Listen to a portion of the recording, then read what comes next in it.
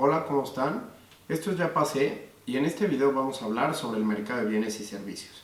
El mercado de bienes y servicios es el primer mercado que debemos revisar en el contexto del modelo keynesiano.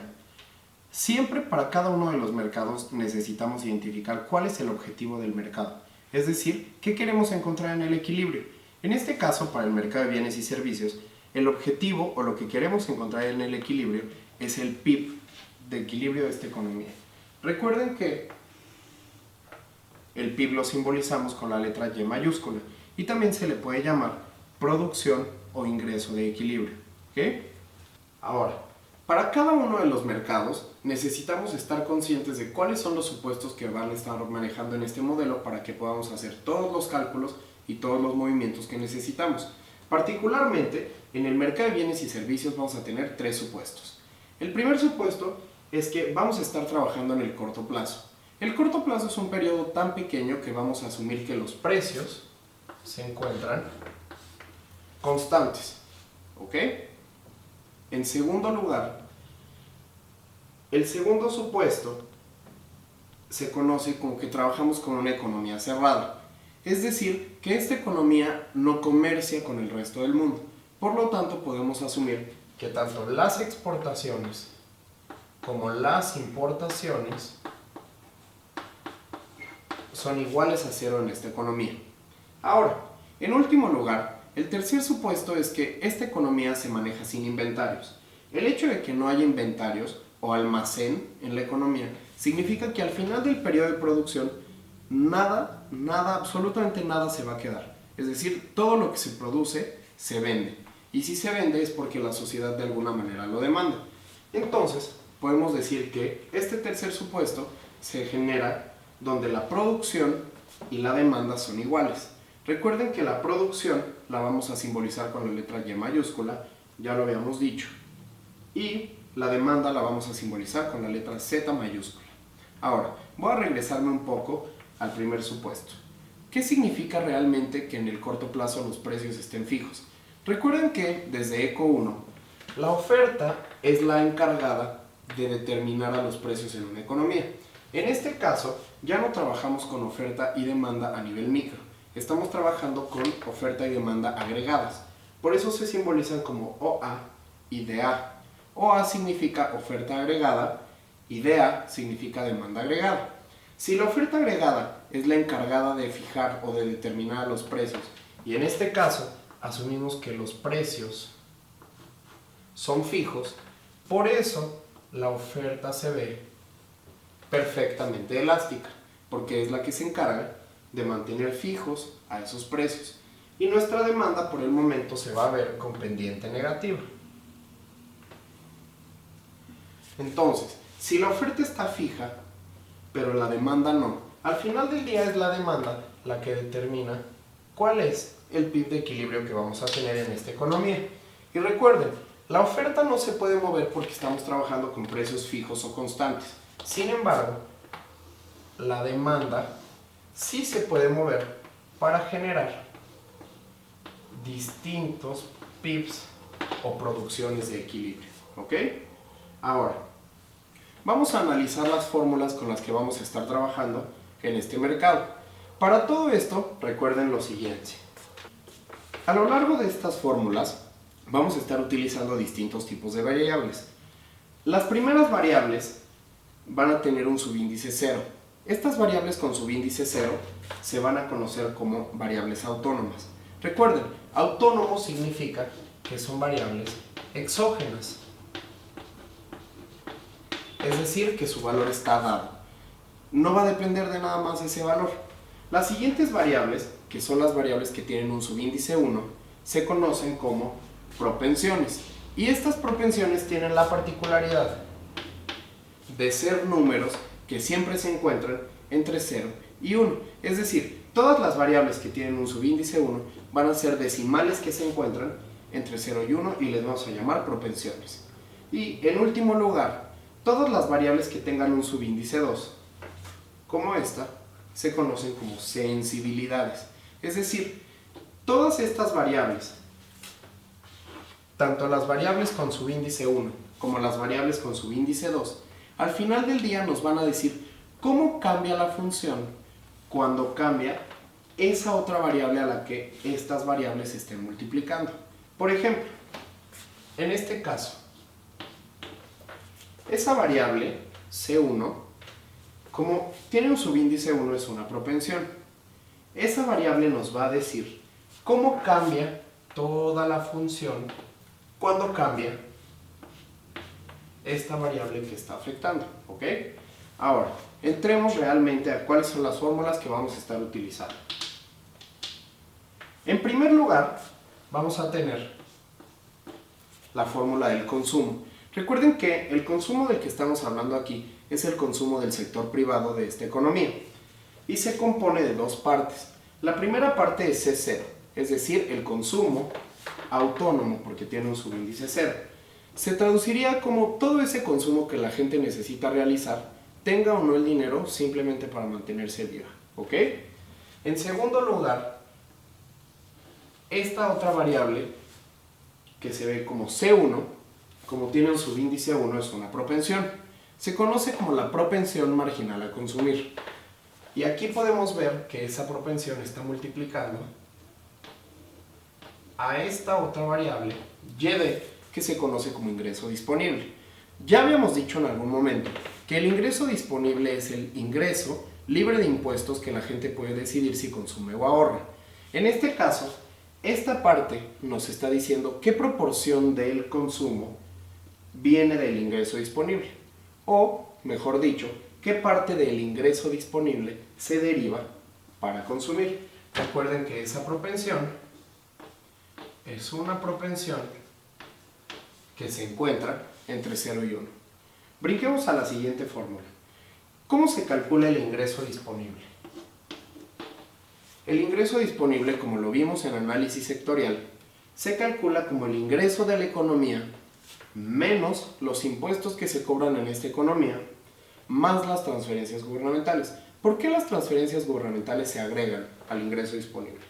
Recuerden que las transferencias gubernamentales es dinero que el gobierno le da a los consumidores o a las personas. Además, este dinero que les da ya viene libre de impuestos. Como ya es dinero libre de impuestos y la gente puede utilizarlo para consumir o ahorrar, por eso entra directamente a la fórmula de ingreso disponible. La siguiente fórmula es la fórmula de los impuestos. Los impuestos, en términos generales, tienen dos vertientes. Podemos hablar de impuestos indirectos o de impuestos directos. Recuerden que los impuestos indirectos son todos aquellos impuestos que no se cobran sobre el ingreso, a diferencia de los impuestos directos. Los impuestos directos son todos esos impuestos que se cobran directamente sobre el ingreso. Por ejemplo, piensen en el ISR. El impuesto sobre la renta es un impuesto que se cobra directamente sobre lo que tú estás ganando en algún trabajo. Entonces, no sé, por ejemplo, si tú estás ganando 10,000 pesos y te quitan el 30% de ISR, ese 30% te lo están quitando directamente sobre tu ingreso. Veamos la fórmula de los impuestos. En los impuestos, la primera parte se conoce como impuestos autónomos. ¿Por qué? Porque tienen un subíndice 0 y ya dijimos que esas variables son autónomas. Este subíndice 0 representa, o estos autónomos representan todos esos impuestos indirectos que no se cobran sobre el ingreso, a diferencia de la segunda parte de la función de impuestos. Esta segunda parte nos muestra los impuestos directos, es decir, todos aquellos impuestos que se cobran sobre el ingreso, ¿ok? Aquí aparece una variable que podemos ver como T1. Ese T1, como tiene un subíndice 1, podemos considerar que es una propensión. Esta T1 se conoce como la tasa marginal impositiva. Y lo que nos está diciendo es qué porcentaje de nuestro ingreso se va directamente a pagar impuestos. Ahora, la siguiente fórmula sería la fórmula de las transferencias gubernamentales. Las transferencias gubernamentales, como ya dijimos, es dinero que el gobierno da a la gente y que ya viene libre de impuestos, y para todo lo largo del curso de macroeconomía, las transferencias gubernamentales las vamos a considerar como una variable autónoma. es decir, son exógenas, va a ser un valor que ya está dado para esta economía y que no depende absolutamente de nada más. La siguiente fórmula que necesitamos analizar es la fórmula de la inversión de la economía. Como podrán ver, la inversión tiene tres componentes. El primer componente es el componente autónomo. ¿Por qué? Porque esa variable tiene un subíndice 0. Es decir, esta vez 0 representa la inversión autónoma. Toda esa inversión que no depende absolutamente de nada más y que es un valor que ya les van a dar. En segundo lugar, tenemos la inversión que depende del ingreso. Depende del ingreso porque ahí se está multiplicando el ingreso o el PIB de equilibrio de esta economía. Esta variable que aparece aquí, B1, como tiene un 1 como subíndice, ya sabemos que es una propensión y se conoce como la propensión marginal a invertir. Es decir, ¿qué parte del ingreso se va a dedicar a invertir? Eso es lo que nos está expresando la propensión marginal a invertir. Y en último lugar, tenemos una variable que se conoce como B2i, ¿ok? De inicio, necesitan estar conscientes de que esta i representa a la tasa de interés. Y ya sabemos que B2, como es una variable que tiene un 2 como subíndice, es una sensibilidad. Este B2 lo que nos está diciendo es cómo cambia o cómo reacciona la inversión cuando cambia esa tasa de interés. Es decir, es la sensibilidad de la inversión a cambios en la tasa de interés. Y en último lugar, tenemos la fórmula del gasto. Recuerden que de ahora en adelante, el gasto público o el gasto del gobierno se va a considerar como gasto autónomo. Es decir, este gasto va a ser una variable exógena que ya va a estar dada en el ejercicio en la economía. Y ahora, vamos a utilizar todas estas fórmulas para calcular al PIB de equilibrio. Ya sabemos que, utilizando la definición del PIB por el lado del gasto, podemos decir que el PIB o el ingreso de la economía es igual a consumo más inversión más gasto del gobierno más exportaciones menos importaciones. Sin embargo, uno de los supuestos que tenemos en este mercado es que estamos trabajando con una economía cerrada, es decir, que no hay exportaciones y tampoco hay importaciones. Por lo tanto, únicamente vamos a trabajar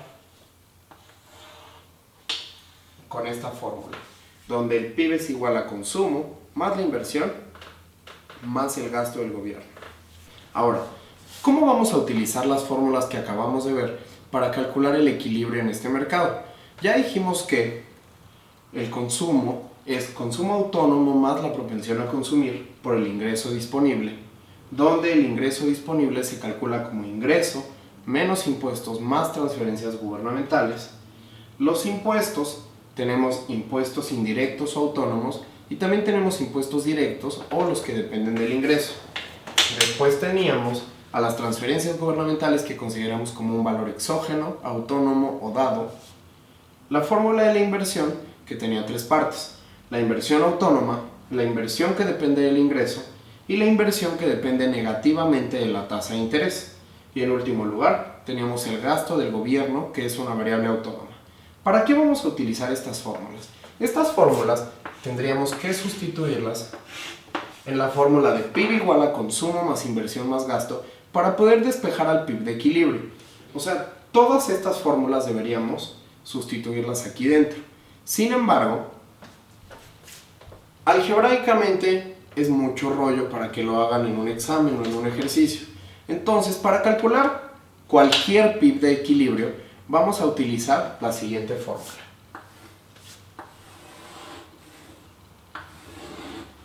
Vamos a decir que cualquier PIB de equilibrio es igual a alfa por A menos alfa por B2i. En este caso es importante que entendamos qué es alfa. Alfa se conoce como el multiplicador keynesiano en esta economía. El multiplicador keynesiano alfa se calcula como 1 sobre 1 menos C1 por 1 menos T1 menos B1.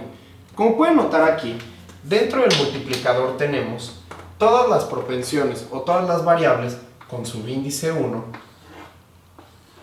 que tenemos dentro de nuestras fórmulas. Ahora, la siguiente variable que no conocemos. Esta A se conoce como autónomos o gasto autónomo de la economía. Y los autónomos se forman de la siguiente manera. Tenemos el consumo autónomo menos la propensión a consumir por los impuestos autónomos más la inversión autónoma más el gasto autónomo más la propensión a consumir por las transferencias gubernamentales. Como pueden notar, aquí en la fórmula de autónomos estamos agregando todas esas variables que habíamos visto que eran variables autónomas o exógenas dentro de nuestra economía. Y ahora, estas funciones nos van a servir para poder realizar la gráfica del mercado de bienes y servicios. En primer lugar, recuerden que ya habíamos dicho que hay un supuesto en este mercado en el que todo lo que se produce se vende. Es decir, toda la producción es igual a la demanda en esta economía. Habíamos dicho que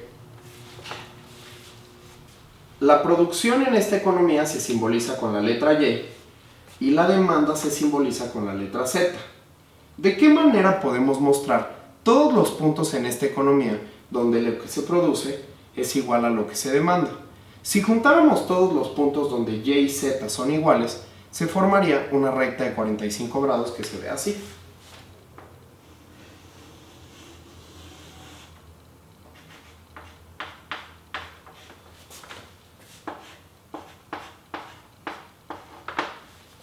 Y como esa recta es la recta que necesitamos para nuestro equilibrio, vamos a graficar nuestra demanda de bienes y servicios y vamos a buscar el punto donde esa demanda se intersecte con esta recta de 45 grados.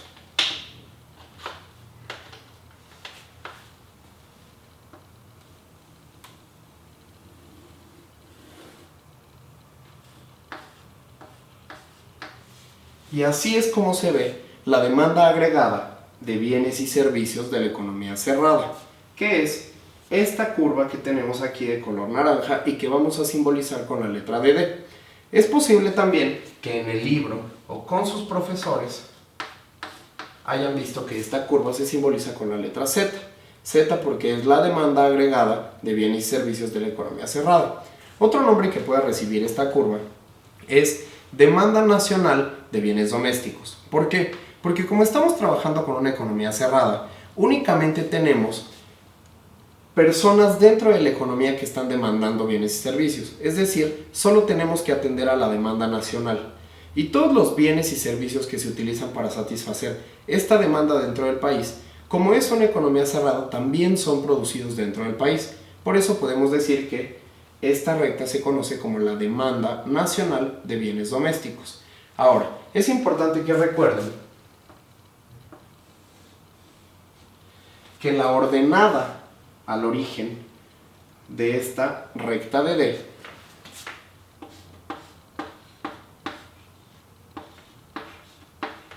es la siguiente. El valor de todos los autónomos o gasto autónomo menos B2I. Y ya sabíamos que B2I es ese componente de la inversión que nos dice qué parte de la inversión depende negativamente de la tasa de interés. Ahora, también es importante que recuerden que la pendiente de esa recta es la siguiente. La propensión a consumir por 1 menos la tasa impositiva más la propensión a invertir. Es decir, C1 por 1 menos T1 más B1. Todas estas variables que aparecen en la pendiente, una vez más, son las variables que tienen subíndice 1 en todas nuestras fórmulas. Y deben estar pendientes de lo siguiente. Cualquier cambio que se genera en los autónomos, es decir, cualquier cambio que puede ocurrir en el consumo autónomo, los impuestos autónomos la inversión autónoma, el gasto autónomo o las transferencias gubernamentales, todos esos cambios van a modificar la ordenada de esta curva. Es decir, por ejemplo, si hubiera un cambio que aumentara los autónomos, como la ordenada al origen se está haciendo más grande, la curva se desplaza completamente hacia arriba o hacia abajo, depende de cómo sea el cambio. Y otra cuestión de la que deben estar conscientes es que cualquiera de los cambios en la propensión a consumir, la tasa impositiva o la propensión a invertir, como modifica la pendiente de esta curva, puede generar que la curva rote hacia arriba o que la curva rote hacia abajo. Hasta aquí, esos serían los puntos más importantes del mercado de bienes y servicios. Nos vemos en el siguiente video.